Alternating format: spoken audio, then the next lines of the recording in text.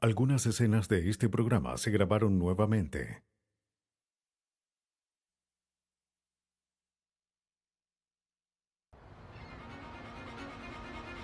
En Miami, un jugador universitario de fútbol y su amiga son golpeados hasta morir.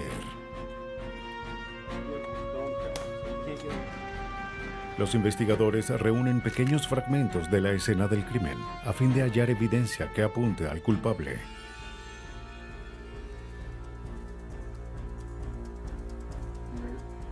Un hombre es hallado muerto por un disparo en su habitación. Sin un sospechoso evidente, los investigadores recurren a los más cercanos a la víctima y revelan un sorprendente secreto. Cuando los celos y el deseo motivan a un asesino, su desesperación es evidente tanto en sus crímenes como en sus esfuerzos por no ser descubierto. Pero la ciencia forense puede descubrir los errores más pequeños y resolver crímenes pasionales.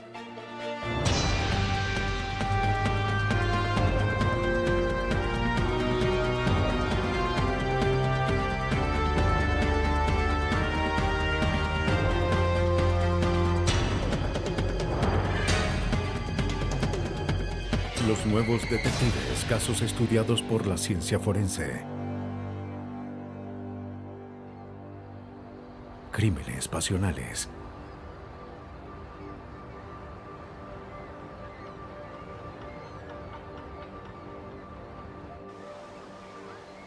Miami Beach, una ciudad seductora con días y noches cálidos que forman el escenario perfecto para el romance. Pero cuando la pasión no es correspondida, los celos pueden llevar al crimen.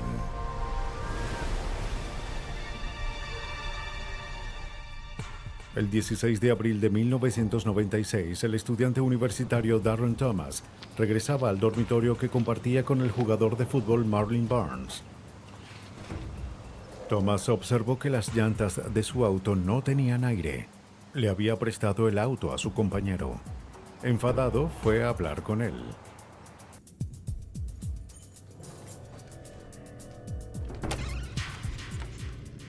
Cuando entró en el apartamento, Thomas encuentra a Barnes en el suelo, cubierto de sangre. Se apresura a llamar a la policía. Departamento de Policía de Miami-Dade, ¿dónde es su emergencia? Universidad de Miami. ¿Qué edificio? ¿Y habitación? Una patrulla de la policía y una ambulancia acuden a la escena. 322, Universidad de Miami. Dormitorio deportivo, diríjanse a la escena en el 1901. Los paramédicos entran a la habitación. Marlon Barnes yacía sin vida en el suelo. ¿Tiene pulso? Habría sufrido severos golpes en la cabeza y rostro.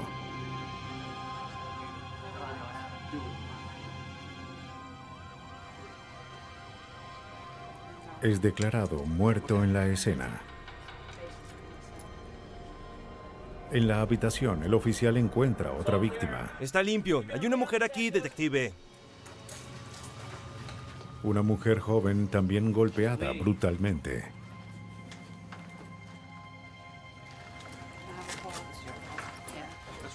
Aunque tratan de revivirla, sus signos vitales seguían débiles.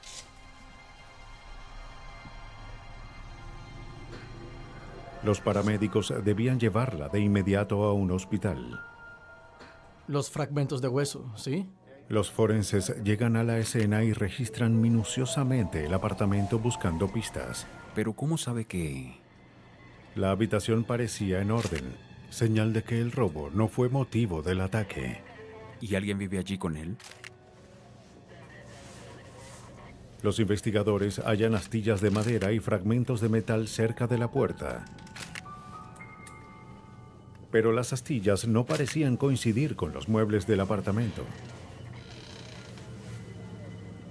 Parecían provenir del arma asesina.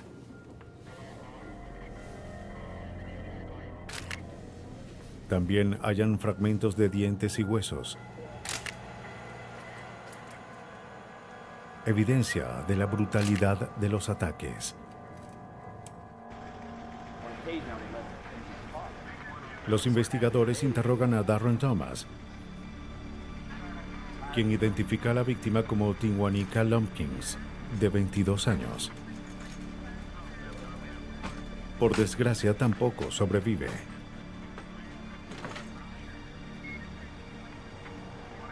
Thomas había prestado su auto a Barnes para que éste fuese a un club nocturno. No sabía de nadie que quisiera atacar a Barnes o a Tinwanika. En el Departamento de Policía de Miami-Dade, el detective Thomas Romani trabaja en el caso. Al ver la escena por primera vez, Romani supo que las víctimas fueron atacadas por sorpresa. Pudimos determinar que el ataque fue hecho con un objeto contundente y que tuvo lugar en la puerta principal y continuó en la casa. La mayor cantidad de lesiones ocasionadas a Barnes ocurrieron cuando estaba en el suelo. La autopsia fue realizada en el condado de Dade. Los análisis revelaron que ambas víctimas murieron a causa de un trauma severo. Barnes y Tinwanika fueron atacados con tanta fuerza que se hallaron marcas del arma asesina en sus cuerpos. El forense Sam Gulino observó detalles particulares en las heridas de las víctimas. Las heridas de Marlene estaban concentradas en su rostro. Algunas tenían forma de T o de L y tenían contornos inusuales que me hicieron pensar que fueron hechas por un arma específica. Tinwanika tenía varias heridas, pero eran sutiles y diferentes, lo que indicaba que era o un arma distinta, una parte diferente de la misma arma, o que ésta se había alterado. Tal vez se había roto entre el momento en el que ella fue atacada y Marlene fue asesinado. Pero el misterio más importante de estos casos era si existía un arma específica que pudiera coincidir con estas heridas. El Laboratorio de Criminalística de Miami-Dade tenía la tarea de identificar el arma. Thomas Quirk es un analista de armas y herramientas en el laboratorio.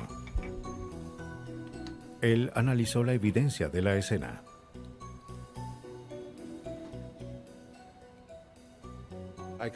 Al observar la madera, pude notar que parecía el guardamanos de un arma.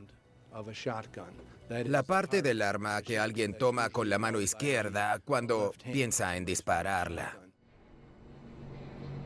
La brutalidad y distancia del crimen indicaba que el asesino conocía a sus víctimas. Las noticias de la tragedia impactan a la ciudad el día siguiente. Los detectives tenían que hallar a un sospechoso.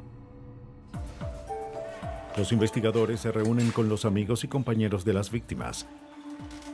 Barnes y Tinwanika eran populares y se llevaban bien con los demás. ¿Cuán bien conoce a Barnes y a Lumpkins? Yo los veía en el Club Salvation. Los jugadores nos contaron que Barnes y Tinwanika eran vistos juntos. Ninguno de ellos conocía su relación exacta.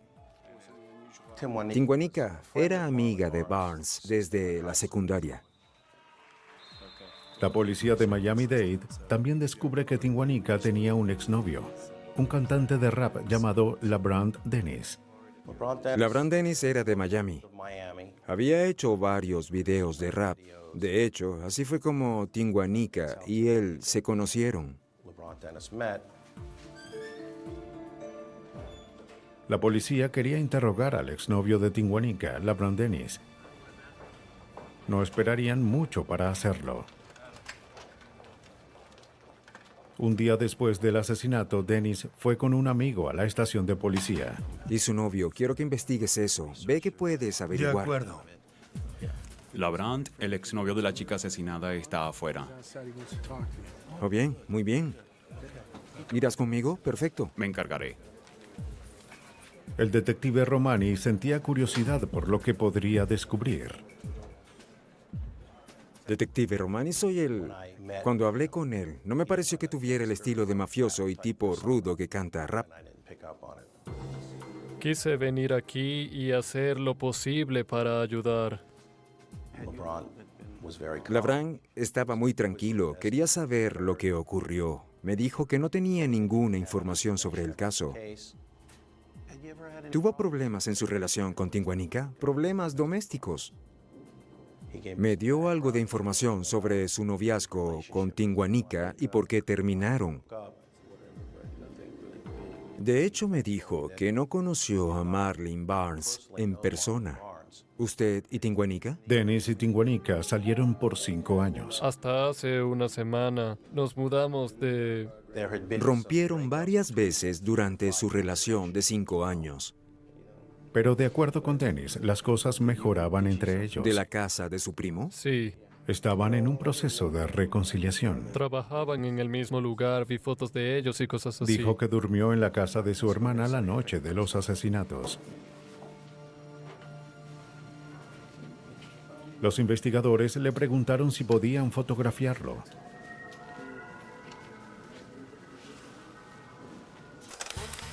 La policía quería saber si Dennis tenía marcas o rasguños, señales de un altercado físico. Las palmas.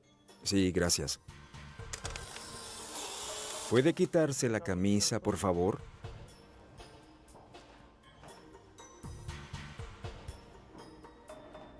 Pero no hallaron rasguños o heridas visibles en su cuerpo.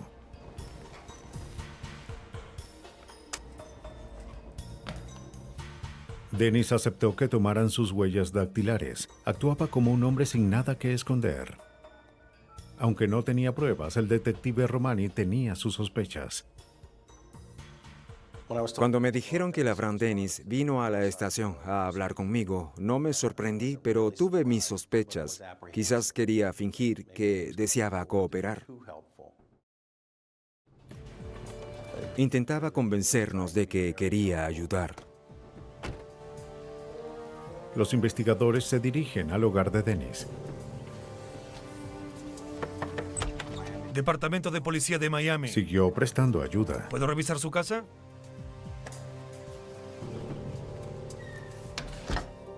Realizan una búsqueda minuciosa. Nos gustaría que nos esperara por acá. Bien, vamos a cerrar su habitación. Buscaban cualquier cosa que pudieran vincular al crimen.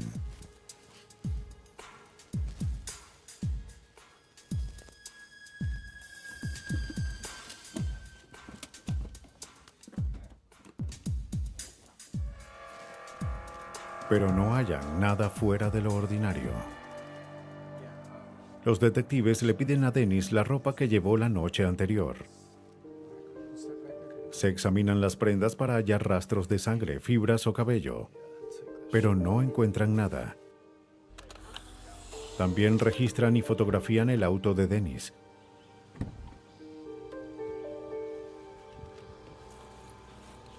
Pero no observan nada sospechoso. A pesar de la falta de evidencia, la policía no lo descarta como sospechoso. Los detectives debían expandir su búsqueda para resolver el doble asesinato. Necesitaban pruebas sólidas para llevar al culpable ante la justicia.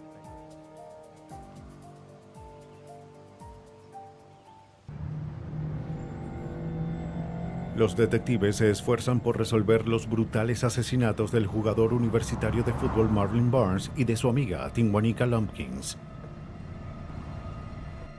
La policía consideraba al exnovio de Tinguanica, LeBron Dennis, como posible sospechoso, pero no hallan evidencia que lo vincule al crimen. Los investigadores van al club nocturno donde las víctimas son vistas por última vez. Y se detuvo y...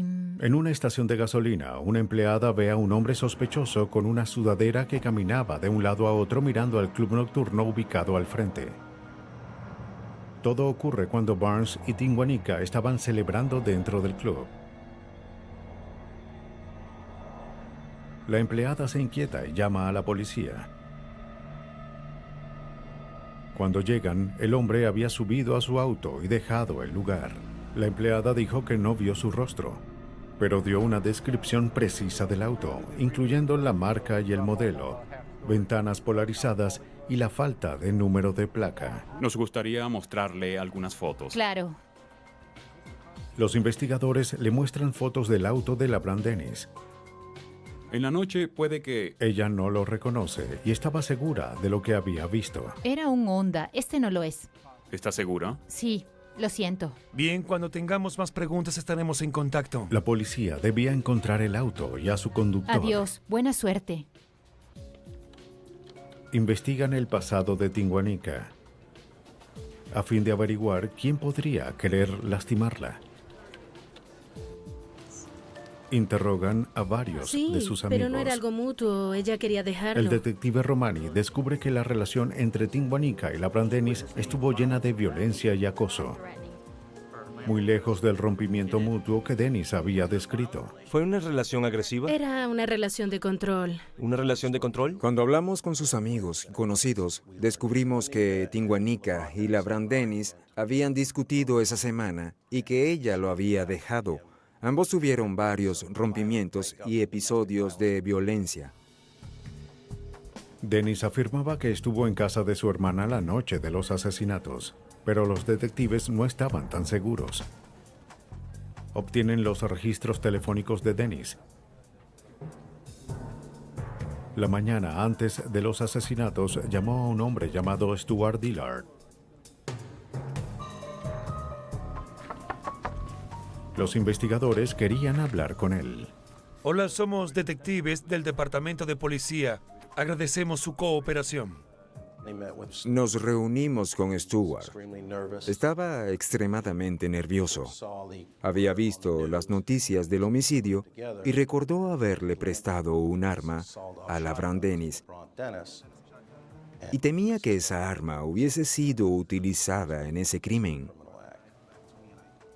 Stuart Dillard declara que el 14 de abril, un día después de los asesinatos, Dennis lo llamó y le dijo dónde podía buscar su arma y su bolsa.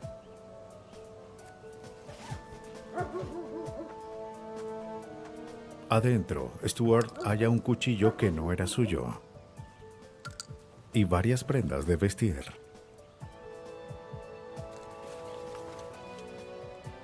Al observar el arma, Stuart notó que le faltaba el guardamanos. Entró en pánico por lo que había sucedido. Empezó a entender algunas cosas y pensó que de alguna forma sería un cómplice. Stuart le dice a los investigadores que se deshizo de la ropa y que había lanzado el cuchillo por un desagüe. Lo único que tenía era el bolso. Iremos y lo revisaremos. Los investigadores incautan el bolso, esperando hallar pistas para atrapar a Dennis. ¿Y qué hay de...? Cuando comenzamos a hablar con Stuart, no nos convencía mucho lo que estaba diciendo, ya que admitió que había prestado una posible arma asesina a Labran Dennis. Así que verificamos todo lo que declaró y creímos que nos decía la verdad, que había prestado su arma a Dennis sin malas intenciones.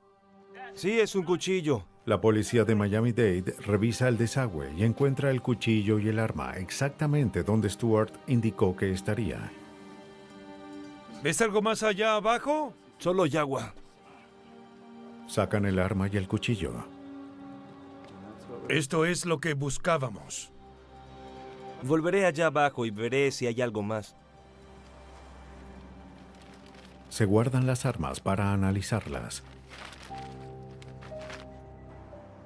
Con esta nueva evidencia, la investigación contra Labran Dennis se intensifica. La policía interroga a sus conocidos. Jamie Meyer era una exnovia. Hola. Hola, ¿cómo Bien, estás? ¿y usted? ¿Este es su auto? Sí. Ella admite que solía prestar su auto a Dennis. ¿Le importa si tomo algunas fotos? La policía observa que el auto se parecía al vehículo sospechoso visto la noche de los asesinatos. Un oficial fotografía el auto. El vehículo no tenía placa trasera, al igual que el auto visto por la empleada de la estación. Los investigadores vuelven a interrogar a la empleada. Sí, claro. Vinimos con la foto de otro auto. Le mostramos las fotos del auto a la empleada. Oh, sí, este es. Y ella identificó el auto como el que había visto esa noche. Sí, este es. La policía encuentra otra conexión entre LaBran Dennis y el auto, No tengo dudas. pero era evidencia circunstancial. Para vincularlo con los asesinatos necesitaban evidencia forense. Estaban seguros de que el bolso se había usado para transportar las armas. El criminalista Toby Wilson examina el bolso que Stewart había prestado a Dennis. Wilson halla lo que parecían gotas de sangre seca dentro del bolso.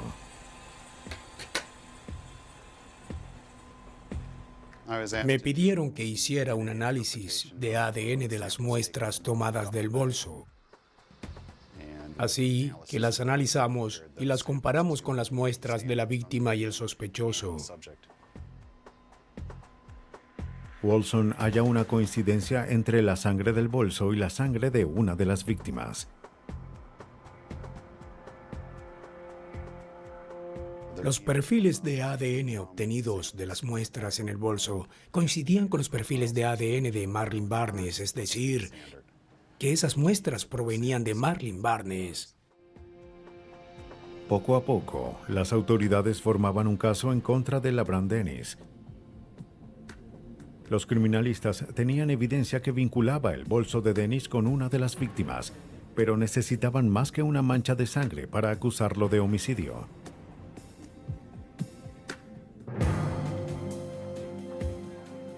Los asesinatos del estudiante universitario Marlene Barnes y de su amiga Tinwanika Lumpkins están a punto de resolverse. Se habían descubierto varias pruebas, como un cuchillo y un arma, pero hasta ahora nada vinculaba el cruel doble homicidio con LaBran Dennis. Thomas Quirk, criminalista de Miami-Dade, examina los neumáticos del auto que Barnes condujo la noche en la que fue asesinado. Observé que la llanta tenía una extraña marca en forma de V. Cuando recibí el cuchillo y lo examiné, me di cuenta de que la punta estaba doblada y de que no tenía filo.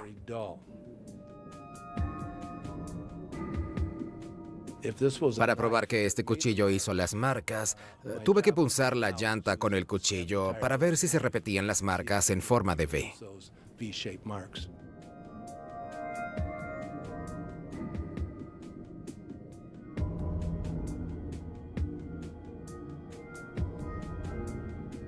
Quirk compara los cortes con las marcas hechas la noche del crimen. Descubre que dos marcas eran completamente iguales y concluye que el cuchillo de Dennis fue usado para cortar los neumáticos del auto. Quirk también examina el arma encontrada en el desagüe.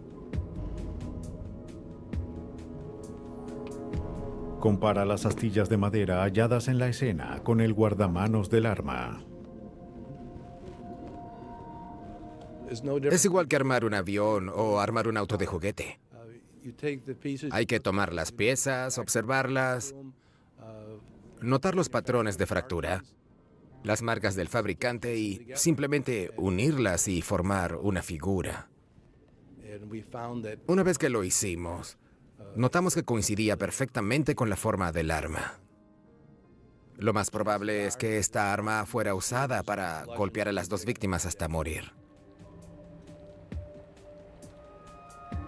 Además de las astillas, también se hallaron fragmentos de metal en la escena. El criminalista George Borgi los analiza.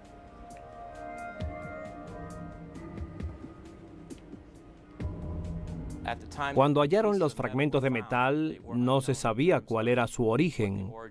Al recuperar el arma y reunir todas sus partes, en mi opinión, era obvio que se trataba de un gatillo roto y que los fragmentos de metal encontrados parecían provenir del seguro del gatillo. Pero para saber si los fragmentos de metal coincidían con el seguro del gatillo, se necesitaría más que el que fuesen parecidos.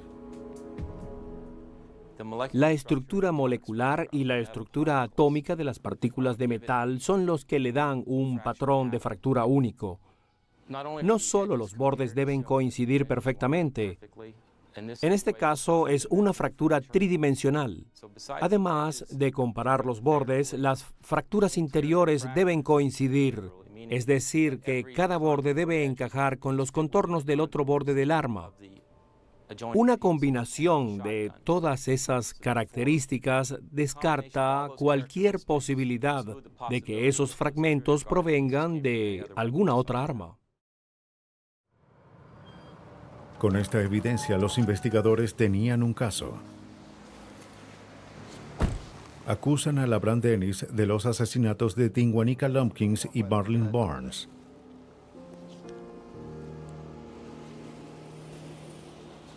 Pero la policía necesitaba evidencia física para probar su culpabilidad. De nuevo, acuden al forense Sam Gulino. Gulino había observado heridas con forma de L y T en las víctimas.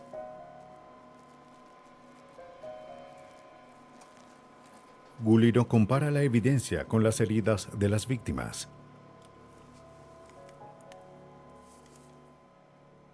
Pudimos comparar diferentes partes del arma con las heridas y hallamos sin lugar a dudas que el arma coincidía con las heridas en los cuerpos de ambas víctimas. Así pude concluir que el arma había sido usada para golpear a Marlin Barnes y a Tinguanica Lumpkins. LaBrant Dennis siguió declarándose inocente a pesar del fuerte caso en su contra, pero los investigadores de Miami tenían una gran cantidad de evidencia que probaba lo contrario. Todo empezó por los celos. Con la evidencia se pudo determinar que LaBrant se había enfurecido muchísimo al enterarse de que Tinguanica buscaba más y más la compañía de Barnes, quien era un jugador muy popular dentro de la universidad. Los investigadores estaban convencidos de que LaBrant Dennis siguió a las víctimas hasta el apartamento de Barnes. Espera, amor, ya regreso. Está bien. Cuando Barnes abre la puerta, Dennis lo golpea en el rostro.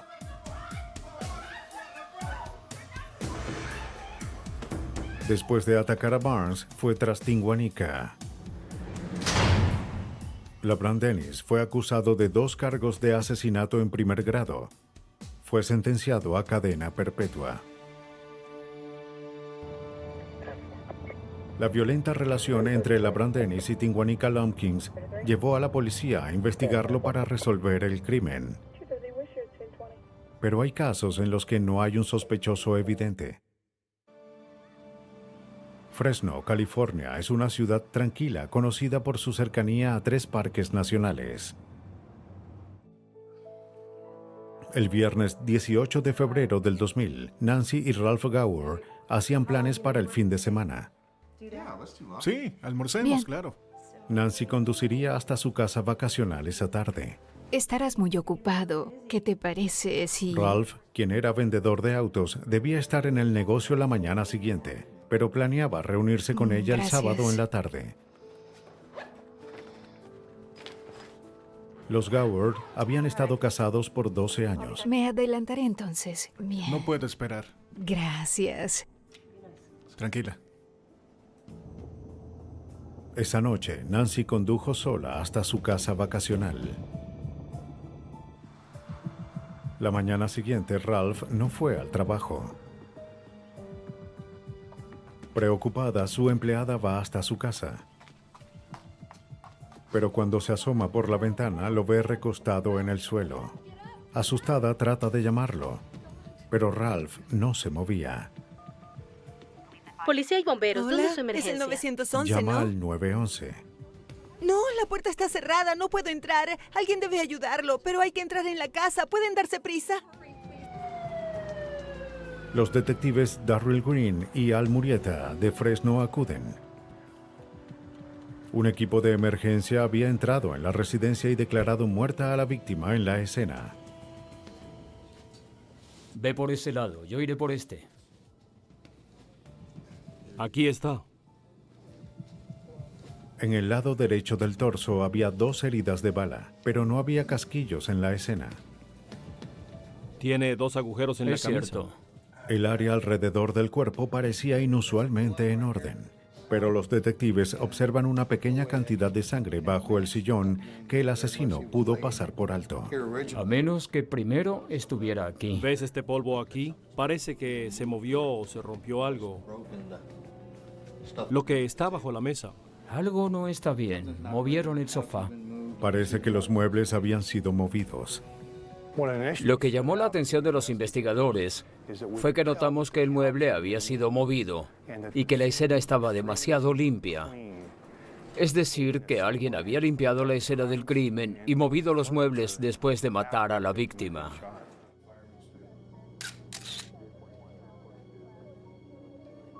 Los investigadores toman fotografías y realizan una meticulosa búsqueda de huellas en las superficies. La presencia de objetos rotos en la mesa indicaba que hubo un forcejeo. Todo está aquí. En la entrada encuentran un bolso de gimnasio. Necesitaré que vayas primero. Dentro de la bolsa había un revólver cargado. Hay que ver si tiene números de serie y hojas de propiedades a fin de... De acuerdo. Los detectives buscan señales de entrada forzada en la casa, pero no encuentran nada. Oye, Darryl, ven aquí. La puerta automática del garaje había sido desactivada. ¿Ves? Está desconectada por aquí. La puerta solo se podía abrir manualmente. La movieron. Probablemente. ¿Encontraste algo? No, acabo de revisar el primer cajón. No sé qué hay en la bolsa, no la he revisado. Es algo pesada.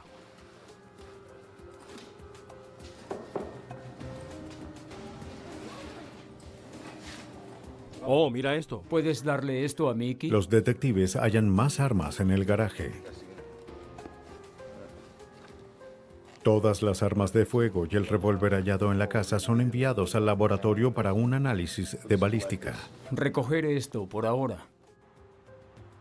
El detective Murieta debía encontrar a la esposa de la víctima.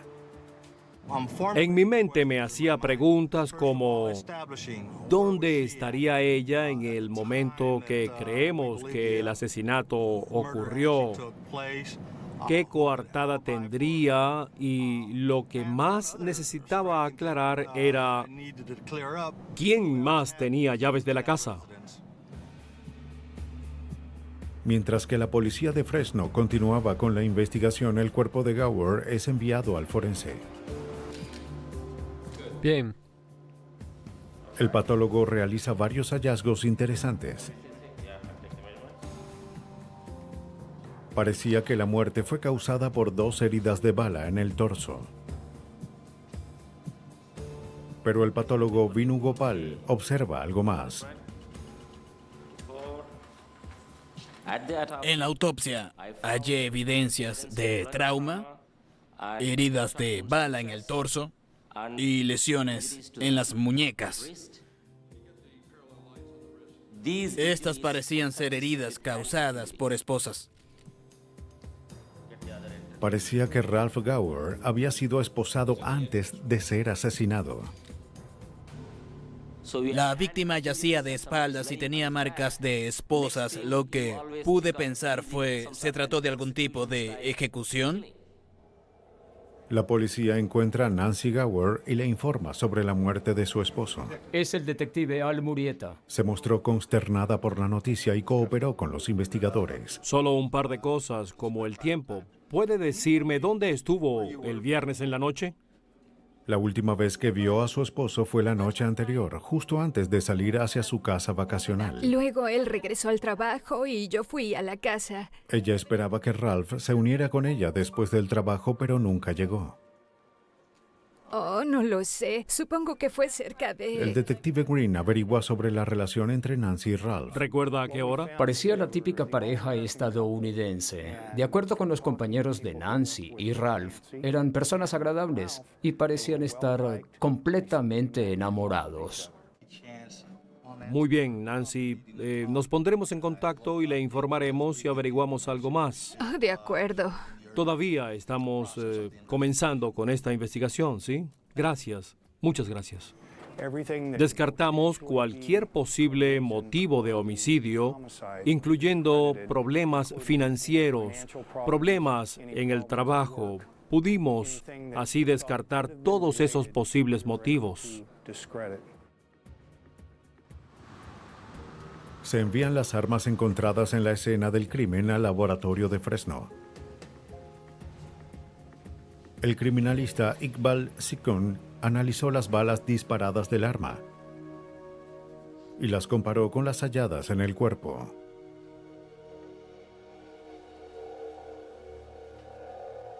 No coincidieron. Pero las características de las balas le dieron a Sikun la pista para atrapar al asesino. Las balas usadas eran de un arma calibre 40. ¿Viste esto? Pero los días pasan y los investigadores aún debían encontrar un motivo y un sospechoso. ¿Recuerdas las marcas en las manos? Sí. Vamos a analizarlas para ver si obtenemos huellas. Parece que solo tenían una opción. Debemos hallar a todos los que pudiesen estar involucrados.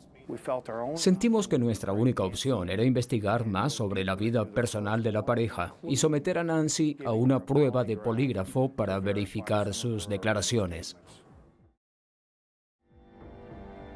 Nancy Gower había cooperado durante toda la investigación del asesinato de su esposo. No hallamos un motivo para la muerte de su esposo y debemos eliminarla como sospechosa. Así podemos continuar. Pero los investigadores creían que ella tenía algo que esconder.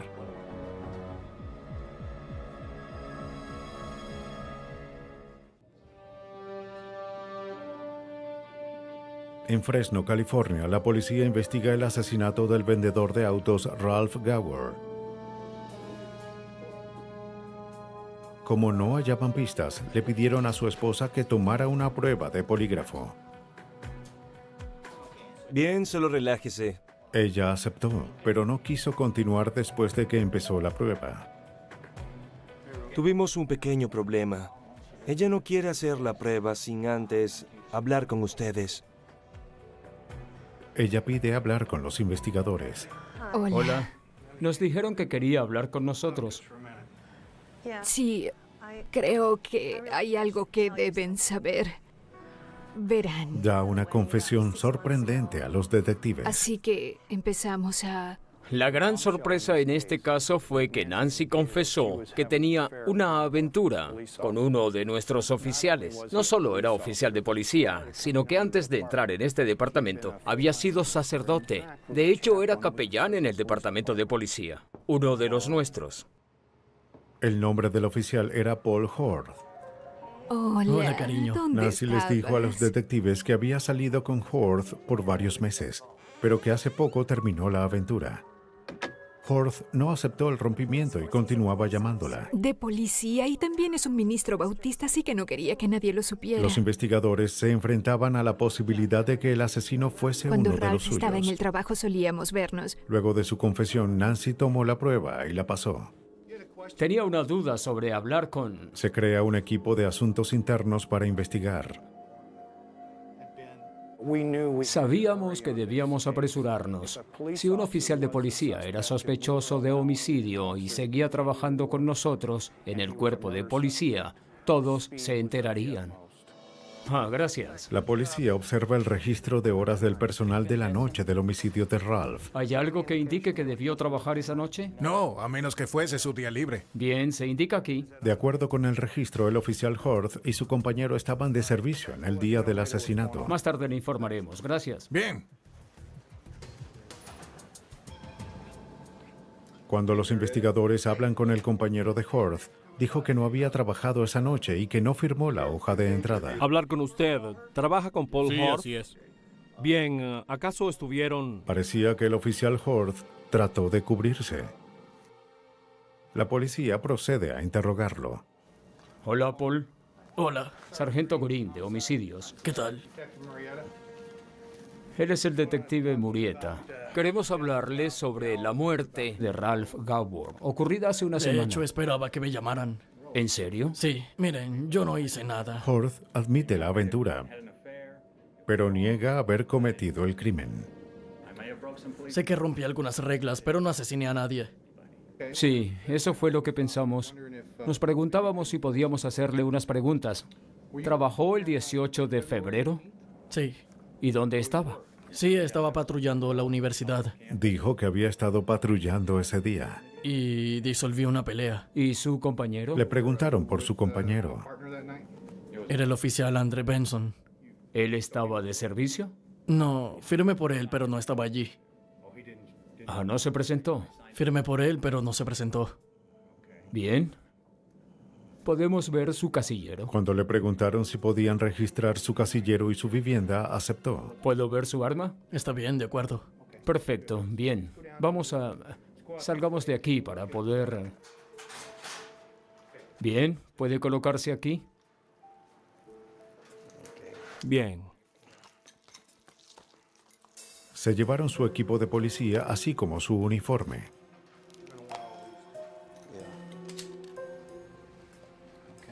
Dentro de su vivienda, los investigadores encuentran su arma de servicio. Era una Beretta calibre 40. El mismo calibre del arma usada para matar a Ralph Gower.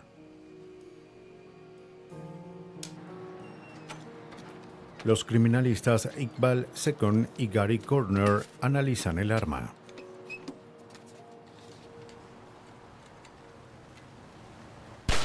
El arma es disparada en un tanque de agua sellado. Las balas de la Beretta son comparadas con las balas halladas en el cuerpo de Ralph Gower. La policía espera ansiosamente los resultados, ya que la misma arma que había sido usada para defender la ley pudo ser utilizada para romperla.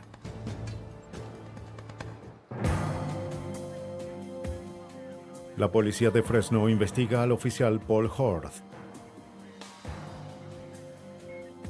Creían que había asesinado al esposo de su examante Nancy Gower. El criminalista Iqbal Second compara las balas disparadas del arma del oficial Horth con las que causaron la muerte de Ralph Gower.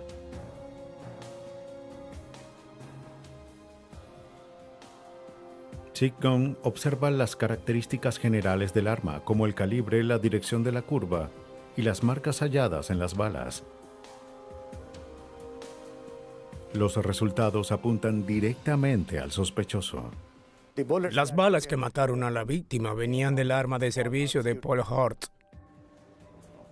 Paul Horth es arrestado por el asesinato de Ralph Gower. Voltéese y ponga las manos en la espalda, por favor. Cuando le muestran la evidencia, cambia su historia de inmediato. Paul, tienes derecho a permanecer callado. Cualquier cosa que digas... Hora de dormir. El oficial Horth ahora afirma que fue al hogar de los Gower para disculparse por su aventura con la esposa de Ralph. Tuve una aventura con su esposa. ¿Con mi esposa? Sí. ¿Pero qué diablos le sucede? Cuando Horth le contó sobre la aventura, Gower se enfureció y atacó al oficial. Se supone que eres policía. ¡Que eres un imbécil! Dijo que durante la lucha Ralph tomó su garrote. Tranquilo. No, tranquilo. Afirma que actuó como policía y sacó su arma. Después de disparar 2 veces, Ralph entró en pánico y procedió a limpiar el lugar.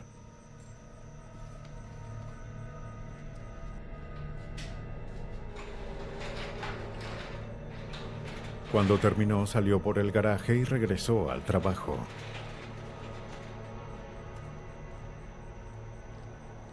Las heridas de entrada... Los investigadores no creían la declaración de Horth de haber atacado a Gower en defensa propia. Más amplia que la salida. Sí. Para confirmar la historia del oficial, observan de nuevo los informes de la escena. Agujeros del tamaño de una moneda de 50 centavos. O de 10. 10 centavos. Creían que el ángulo de las heridas en el torso de Gower era evidencia de que había sido disparado a una distancia de más de medio metro mientras yacía indefenso en el suelo. Los investigadores regresan a la casa de Gower. 1,90 m. Iría hacia arriba. Probablemente ya estaba en el suelo. Claro, cierto. Sí, veamos si había oportunidad de qué cualquier hubiese? otra evidencia de daño o... Analizan la escena del crimen en búsqueda de daños en las paredes por las balas. Si la víctima hubiese estado de pie como Horth afirmaba, las balas hubiesen atravesado su cuerpo y las paredes tendrían daños, pero no era así. El posible escenario es que la víctima estuvo y... Toda la evidencia del caso apoyaba el hecho de que el oficial Horth había estado de pie sobre la víctima cuando disparó. O pudo estar aquí.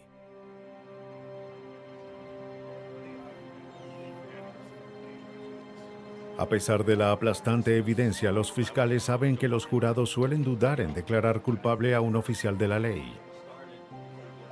Las autoridades recurren al FBI.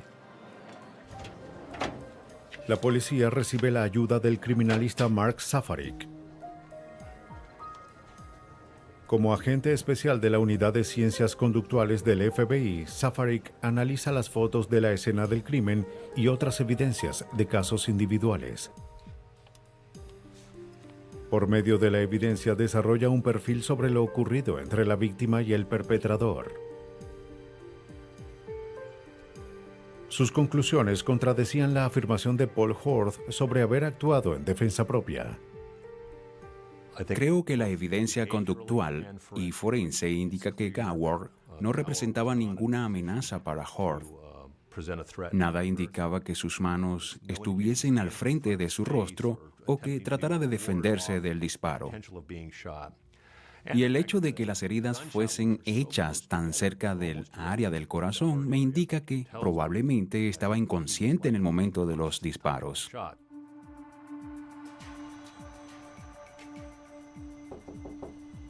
Con base en la evidencia, la policía cree que Paul Horth fue a la casa de Ralph Gower con la única intención de matarlo. Nancy Gower había terminado su aventura y él tenía que deshacerse de su rival. Sí, claro. Los investigadores creen que Horth golpeó a Gower con su garrote. Luego lo esposó a una mesa. Tengo una aventura con su esposa. ¿Qué? Y le disparó 2 veces en el torso.